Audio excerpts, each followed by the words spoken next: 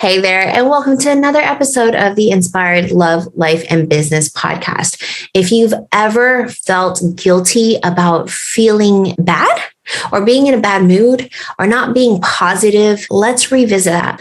Let's talk about why that is, because there is no need to feel that way. We are humans, it's expected. And let's address why it happens, how to combat it, and what toxic positivity is if you don't know what it is already.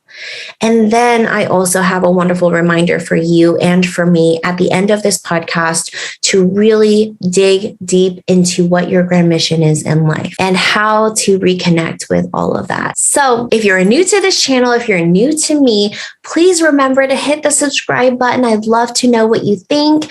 And as a reminder, I'm here to inspire you and to encourage you to live your best life. So if any of this is something that is helpful to you, either now or tomorrow or anyone in your life, please listen on to the rest of the episode and share with a friend.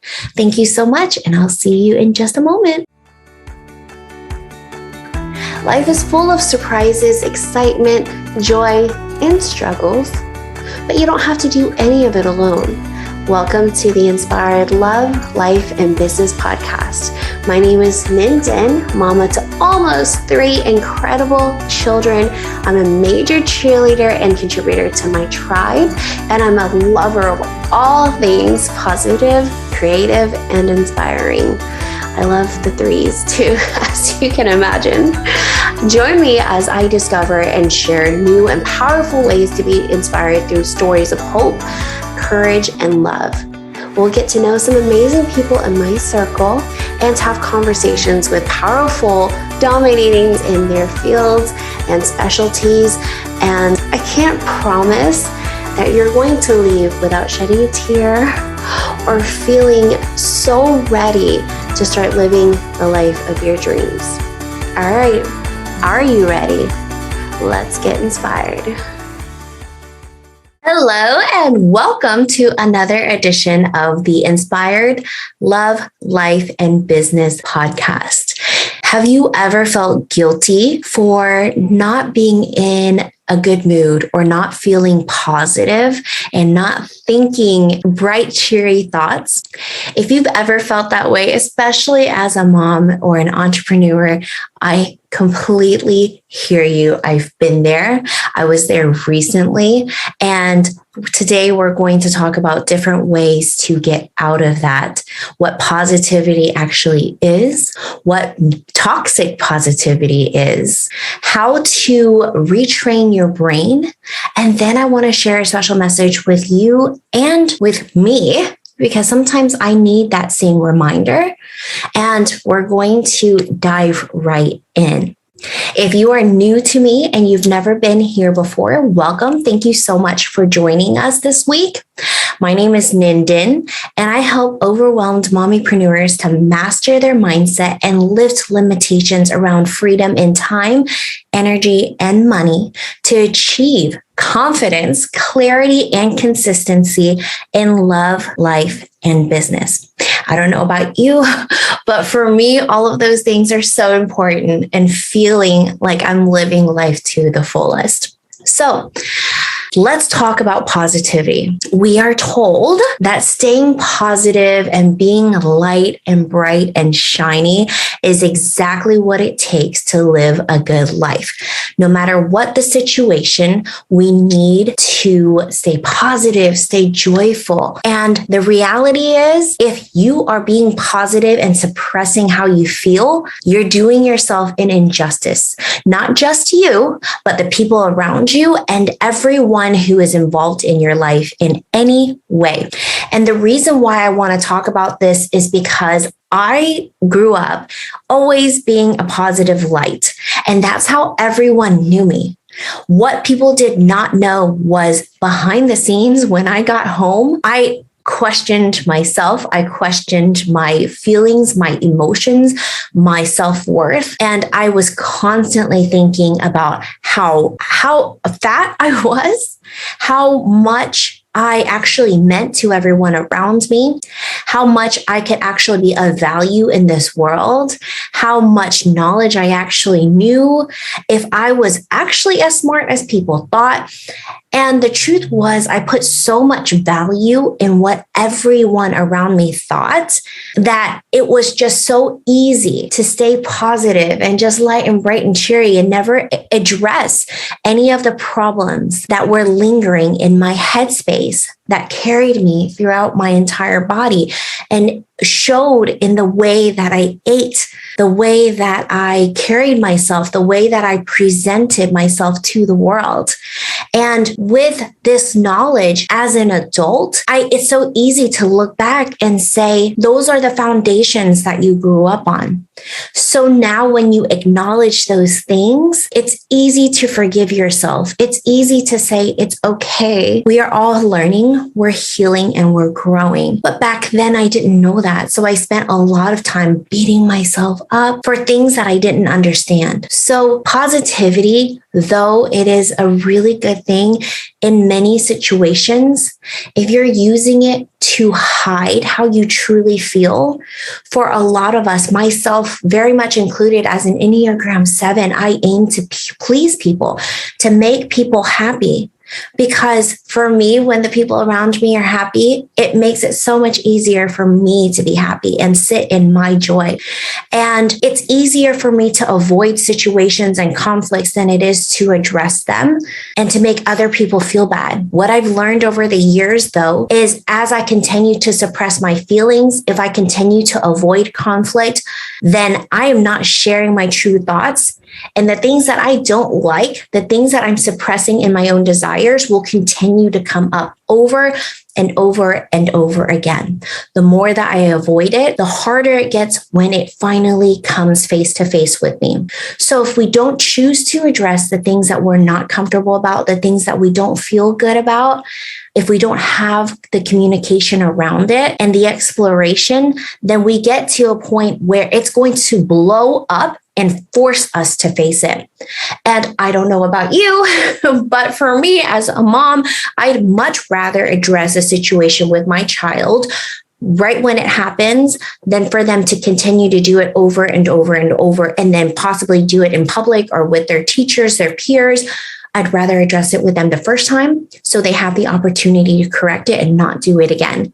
And if we're giving our children that luxury, if we're giving our clients that luxury, then we should give ourselves that luxury, right? We deserve to be able to live in a space that makes us thrive, allows us to thrive, and lets the people around us know how to best provide a space that helps us to be happy and to bring joy, because that's what they're expecting from us. Our children are expecting that. Our spouses, our clients, our customers, they want that joyful experience. And in order to do that, if there is ever a conflict, if there is something that is pressing or that doesn't work for you or for them, the best thing to do is to address it. That means address it, take care of it, and let go. Let go and trust that everything's going to be okay from there on out. And don't worry about it until it happens again, if it happens again. If you address it properly, if everyone is in a mutual state once the discussion is over, then there's not a single reason why you should continue to worry about it. Positivity works well when every situation is addressed, when every emotion is being honored, when we recognize that we have anger, when we recognize that we are unfulfilled, when we recognize that there is an internal struggle in some way, whether big or small, it should be addressed. If it's something that you need to address personally, quietly and peacefully, then do so. Take the time to meditate, journal it, do what you need to do to let it out and express the feelings that you need to express. And then you can go back to being positive about where things are going. And you can know that it was something that you've actually thought out, that you've thought through, and you know how to handle it the next time it comes up.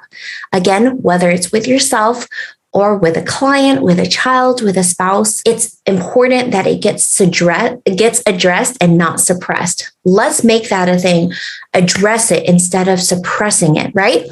Because if we don't, it brings me to our next point, which is the toxic positivity. That toxic positivity means that you're positive about everything, no matter what. And I say this with the biggest and open heart. There are people who say, I'm just going to let it go and it'll fix itself. Everything's going to be okay because I'm a good person. I'm living a good life. It's going to be all right. And well, yes, I fully believe everything is going to be all right eventually. That's life. It's how we react to things. But if we just pretend that everything's going to be okay without taking the time to figure out why bad things or this situation happened in the first place that's making us uncomfortable or stopping us from growing or causing conflict within our relationships, then it's going to get worse every time. And it has that ability to explode in our faces. And that is not what we want. So in order to avoid toxic positivity, this person who's just saying and telling everyone, oh, it's going to be okay. You're attracting all the right things. You're living a good life. You're a great person. It's fine. Just sweep it under the rug. They might not say sweep it under the rug, but that's what you're doing. When you don't feel right about something that's happening, when you don't feel good about something and you don't actually take a peek into what's behind it all, you're allowing it to fester. You're allowing it to grow and to one day explode, and you're forced to face it. And to bring that point to light, there is someone that I had been following for a really long time, and I will not say her name, but she was going through a potential divorce. She was a relationship coach and she's a lifestyle expert and guru, and people look up to her. And at the end of the day, she's doing a lot more positive than she is causing problems. To be honest with you, I still think she's helped so many people, and she's brilliant and she's really great. And she has the tenacity and the empowerment to keep going, which is very important. Life is going to set you back. But to bring us back to the point, she had a few situations, as we all do. If we're going to be sharing ourselves, if we're sharing our stories, there will be times when the dark comes to light and people will see the other side of our lives. And that's just something we have to face. So she was a relationship expert, and she encourages all women of faith to work on their marriages. And she and her husband, that was what they did. They taught people to be in happy and prosperous relationships. Well, it turned out they got a divorce. And during all of this time, everyone really loved her and supported her and took advice from her on how to have a successful marriage. But once the divorce was announced, they felt duped. And a lot of people used the word toxic positivity towards the way that she shared her life and how she promoted herself on social media and everything that she taught. Here's the thing. That's why it's so important to address the struggles. That's why it is important to talk about the battles, because not a single one of us is perfect. Nobody expects for anyone else to be perfect. And honestly, if you do expect for me or for yourself or for anyone else to be perfect, this is not the place for you. And so let's just cut it out right there. If you expect for perfection to come out of you or of me, this isn't the space for you. And I'm just going to be honest, because I do struggle. The reason why I'm doing this podcast episode is because most of the time I follow my intuition. I don't plan things out so far ahead that I just have subjects ready. I go with what feels right with my heart at the time. And right now, this is what feels right. It feels right because I did go through days of just internal struggle with how do I continue to show up? How do I continue to promote the things that I fully believe in if I don't feel perfectly positive? And there are core things that I know. I know that there are things that we need to address. Things are not always going to be perfect. Being positive doesn't mean feeling like life is always perfect or that everything is perfect. Being positive means you shine light wherever you can. Being positive means that you know when there is something going right, what you can be grateful for, and all of those things. And coming back to positivity after there is a struggle, coming back to positivity after a life event happens that can really bring you down. Positivity is the ability to come back to being positive. So with this guru, lifestyle expert. Her audience felt duped because all she radiated was positivity and light, and she didn't share the struggles that she had gone through during this span in which her husband and herself, they were struggling and then ultimately getting that divorce. So I want to share with you some signs of toxic positivity. And this is from the psychology group, so you can look it up yourself. But there are 7 signs that they share. One of them is hiding or masking your true feelings. So like I said, if you hide or mask your true feelings and you don't address them, they're going to keep coming up. They're going to keep festering, and it only gets worse. 2, trying to just get on with it by stuffing or disguising your emotions. So something happens between you and your spouse, something happens between you and your coworker, and instead of talking it out at the right moment, you just say, oh, it's going to be fine. I'm just going to forget about it because I want to have a good day. That would be trying to hide or stuff your feelings. 3, feeling guilty for feeling what you feel. Oh, so I addressed that question in the beginning of this podcast, right? Do you ever feel guilty for not being positive or being in a good mood? Don't feel guilty. It is a part of who you are. It is a feeling that you are feeling, and that's true and that's real. So let it happen and then find a way to bring yourself back to who you truly are. But if it's an emotion that you need to sit with, if it's something that you need to figure out, okay, why am I in this headspace? Why am I feeling this way?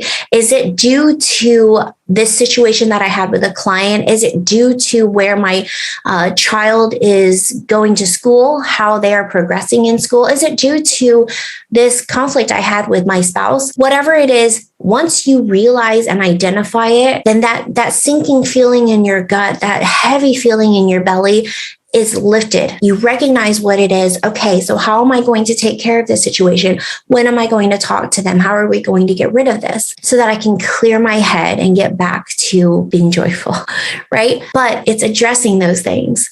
So 4, minimizing other people's experience with feel-good quotes or statements. Okay, this is so important because I know if you're listening to me, you want to and you desire to, and you are a really good friend, and you are here to inspire other people to live their best lives as well as yourself. So when a friend reaches out to you, when a client reaches out to you, your child, your spouse, and they talk to you about their feelings and they share their struggles, it is the time to listen. It's the time to give your input if it's requested of you, but it's not the time to drop some positive quotes and say, oh, everything's going to be fine. Life is good. It's going to be okay. Yes, it will be okay. Absolutely. But when you're hurting and you're going through something really significant to you, that's not what you want to hear from somebody else. You don't want them to just suppress how you feel by saying everything's going to be fine and drop in a positive quote here and there, because that's not recognizing how you feel. That's not addressing how they feel. And that's not empathizing with where they are. And as a good friend, as a confidant, as someone who is here to help, encourage, inspire, and empower, you lend an ear and then you empathize and you do what you can to show them that you're there for them whenever they need you. And you can ask what it is that they need, how you can help, right? A lot of times you just being there listening is exactly what they need. Bringing in your positive light, though a very good thing, is not always the answer. So 5, trying to give someone perspective instead of validating their emotional experience. It just goes right back to listening and letting them share their emotions and their feelings. And for me, what I visit a lot, and I get told, if someone really cares about you, they're going to share their advice, they're going to share their feelings. For me, sometimes I just want to let it out. I just want to vent. I want to just share with you what happened that has made me feel a certain way. I'm not looking for validation. I'm not looking for advice. I'm not looking really for anything but for someone to listen. And so if that's the case, I don't need your positive spin or your perspective on it. I just want that friend there to share in my emotion. If you can just sit there and say, wow, I can imagine how you feel. I understand your frustration. That means so much more than everything's going to be okay. Look on the positive side and this and that. Yes, there is a positive side. I'm aware of that. I'm an adult. I'm just like you in that we are intelligent human beings. We understand and have gone through some similar things. and some great growth paths. So yes, I understand everything's going to be fine, but I'm sharing with you in this moment because right now I'm hurting, right? Okay, so number 6, shaming or chastising others for expressing frustration or anything other than positivity. I have done this myself. I have absolutely done this myself. And it comes with acknowledging the fact that nobody is perfect, reminding yourself that yes, positivity is great, but we are still humans and we have other emotions, we have other feelings, and we will always have those moments that make us feel frustrated, that brings in anger, that brings in sadness. And if we choose to highlight that, it makes us human, it makes us real and authentic, not a negative Nancy. So to avoid toxic positivity, let people share in their struggles. At the end of the day, don't be judgmental. We all go through it and we're all not going to be positive. Some people will choose to always be positive on social media, and that's great. But we know that there are things that happen not in the limelight, not in the public. Right? And if they choose not to talk about it, that's awesome. But if they do choose to share it, let them do so. If you don't like it, unfollow them, unfriend them, whatever it is that you need to do, but you definitely don't have to give your input about how they're not being positive, right? Okay, so the last thing is brushing off feelings that are bothering you with, it is what it is. I feel like some of these are a little repetitive, and I think that you might think that same thing, but those are really great reminders as to what toxic positivity is. If something bothers you, if you don't feel good about something, it's okay to address it. It's okay to talk about it. It's okay to communicate about it, because once you do, you know where you stand, other people know where you stand, and you can have a much more open communication about anything coming up in the future. It leaves room for connection and it leaves room for trust. And you build and grow upon that trust when you understand the person better. Because being friends, building relationships does not mean we all connect on the same things. It doesn't mean we all agree on the same things. But when we know and understand how the other person feels, positive or negative about something, we know how to get into that conversation or to avoid that conversation, because it's not something that this person loves or wants to talk about, or something that you love or want to talk about, and that other person knows and they respect that. So those are the signs of toxic positivity. And if you realize or recognize that someone is doing that, or that you're doing that to somebody else or yourself, let's stop and ask ourselves, is this where we want to go? Is this what we want to suppress? Do we want to not address these things? Or can we talk about them now so that we can avoid them in the future? So here's the good news is we can absolutely retrain our brains. We can work on ourselves to be able to think differently and recognize when toxic positivity may be happening, when we're suppressing our feelings, so that we can feel better in the moment, but not actually take care of whatever is going on that's hurting our hearts, or that is causing a problem, a strain in our relationship with our families, our clients, whatever that looks like. So being in the moment, staying in the space of where you are and just recognizing this doesn't feel good. This is giving me a sinking feeling in my body. Sometimes it's recognizing in your body what it feels like first before you can think through the words and before you can think through the thoughts. But when you recognize how it makes you feel physically, that's a good time to stop and say, "Oh, this doesn't feel good. So what is this?" And when you realize what it feels like, you can stop and work through whatever it is that made you to feel that way. So if you have a moment, you can sit down and journal about it, right? Today, I felt this way when this happened. And if you don't quite know how to address it or what the exact situation is, you can write down what it is and how you felt and revisit it later and understand from a clearer perspective when you're no longer feeling that pit in your stomach or that deep, dark feeling or that struggle. The other thing is meditating, just sitting down and giving yourself some peace and quiet to really reflect on, that felt weird, or that didn't feel good. The vibrations through my body didn't bring joy. It was more of a discomfort. It was more of a sadness. It was more of a tight anger. And when we give ourselves the time to feel that and the time and the emptiness to just sit within that, we can release it temporarily until we can come back and feel and see what it is that it truly was. Again, we don't ever want to put it off and never revisit it. But if we're able to sit with it and journal about it, it's very helpful because we can look back and see, oh, I see a pattern. It's when I'm doing the dishes that I feel this way because I don't like doing the dishes. Or I get stressed out when I have to do the laundry.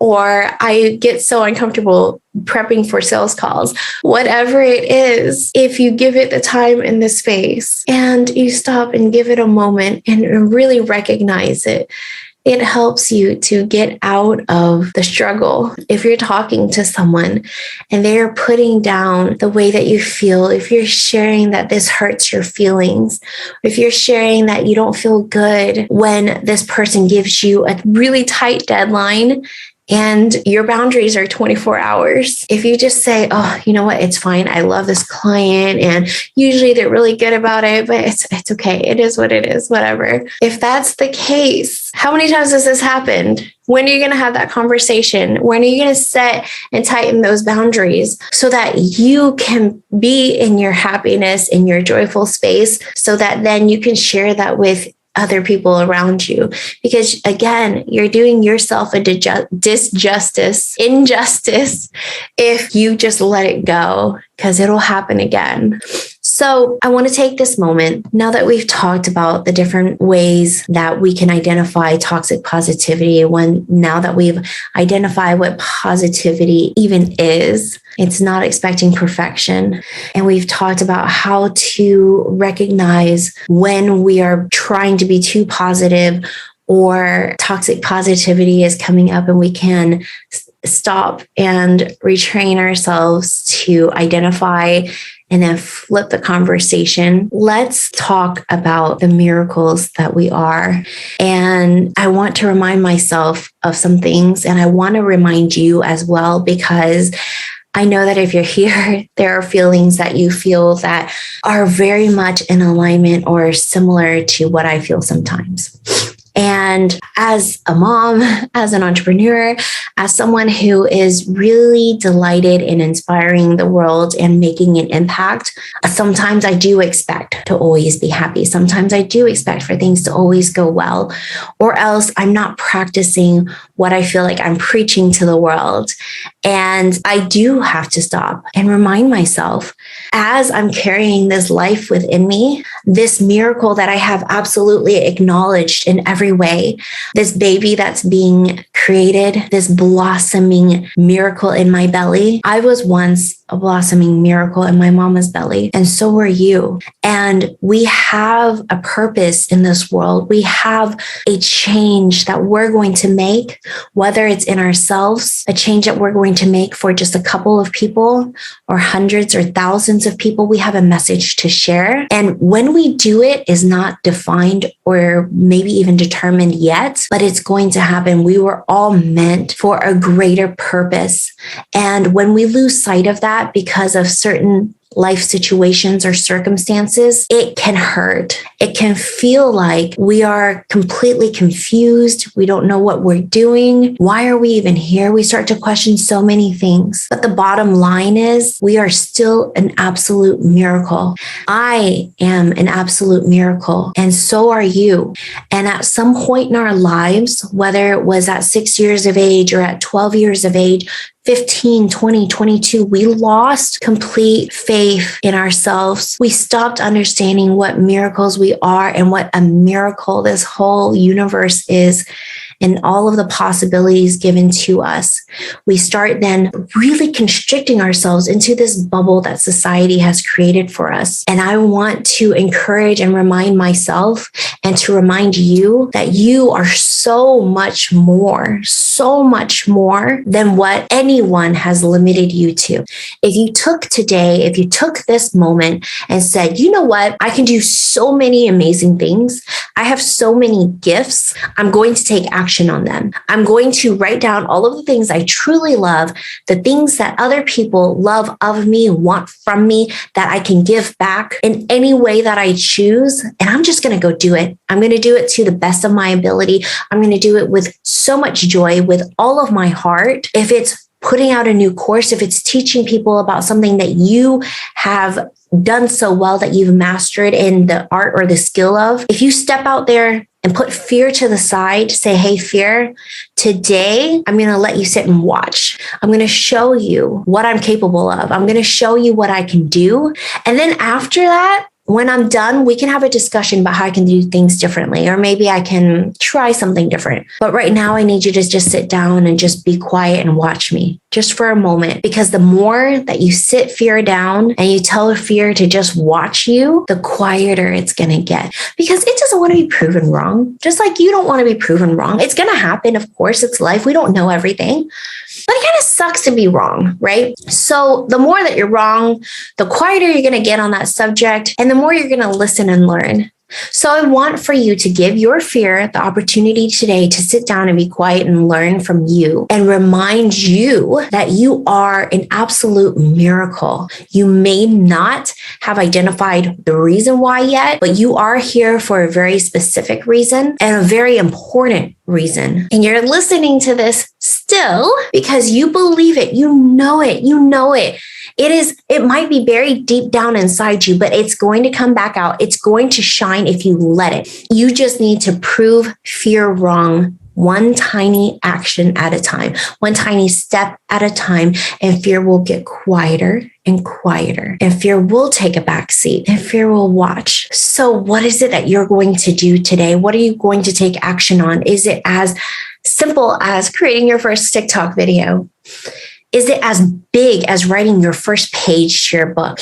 Is it as exciting as pitching to that podcast or to that organization or that sponsor that you've always wanted to work with, or reaching out to your dream client? Oh my gosh. And letting them know how much you love what they do and how you can be of major support to what their mission is. Or is it just telling your child, I love you so much and I believe in you as much as I believe in myself, as much as you believe in me, I believe in you. Whatever that message is, whatever that thing is that you need to and want to do that you've been putting off, you can do it today. You have the strength to do it today. You have all of the resources to do it today. And so do I. And so I'm going to step out there. I'm going to do it. I'm going to share. I didn't stop myself from creating this podcast. This is something that means so much to me. I hope that means something to you. And if it does, I would appreciate it if you share it with a friend, if you hit the subscribe button, if you connect with me on social media so we can continue having this lovely conversation. But I want to know what you're doing. I want to know what you're getting into. How can I support you in your mission and your impact that you're going to make in this world today?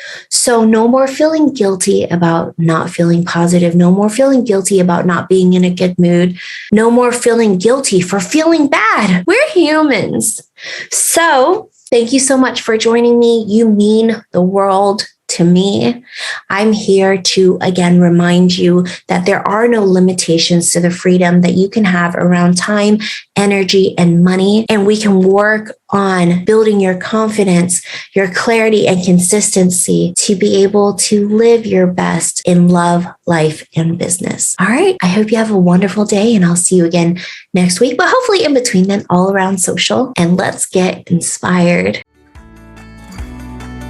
Thank you so much for joining me for another powerful conversation on all things positive, inspiring, enlightening, and powerful in relation to love, life, and business. I hope that you took something really important away from this conversation. Maybe you'll be able to take some action. But if you're not ready to end the conversation here, don't forget you can always join me on social media.